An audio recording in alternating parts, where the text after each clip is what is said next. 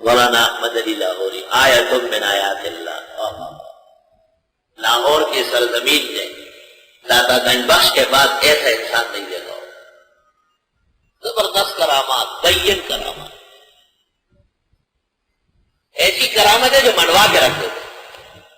اصل کوئی آدمی گیا ہے نا کہ سنا ہے اس کی اتنی بڑی کرامات ہے، تو لوگ بیعت ہو رہے ہیں، وہ بھی آئے تو حضرت نے کہا آپ دور بیٹھے، آپ کے امتحان لینے ہیں،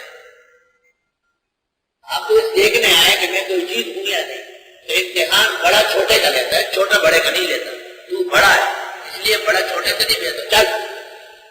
وہ بیٹھا رہا، دل صاف ہو گیا، تنبیہ ہو گئی، فجر کی نماز پڑھی، فرمایا آجا، اب دل صاف ہو گیا، بیعت ہو جائے۔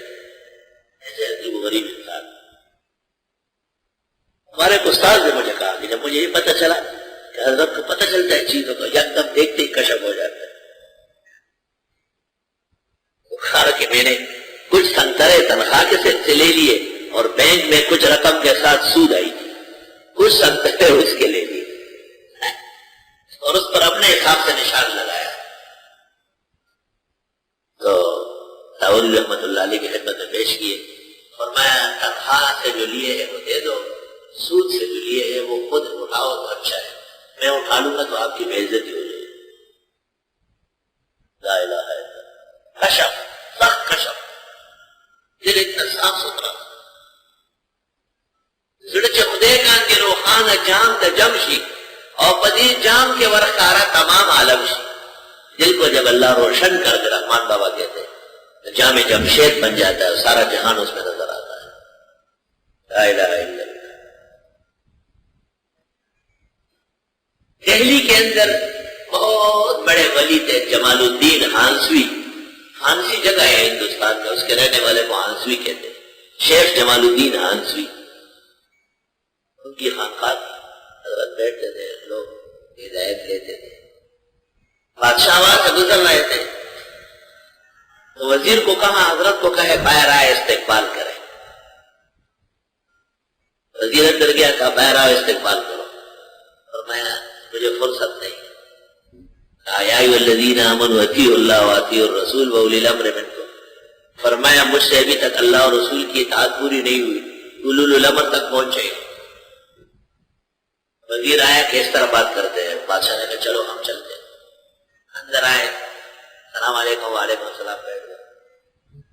حضرت نے دسترخوان بچھوایا، سیب چنے، سیب، اس میں ایک بڑا سیب تھا۔ یہ قاعدہ ہے کہ پھلوں میں سیب اور تربوز اس کا بڑا آلہ ہوتا ہے، خربوزے کا چھوٹا سے چھوٹا سائز ہوتا ہے، یہ قاعدہ ہے۔ تو بادشاہ نے دل میں یہ لایا کہ اگر حضرت واقعی عالم ہے اور عارف باللہ ہے تو یہ بڑا سیب کاٹے گا نہیں، یہ مجھے ثابت دے دے۔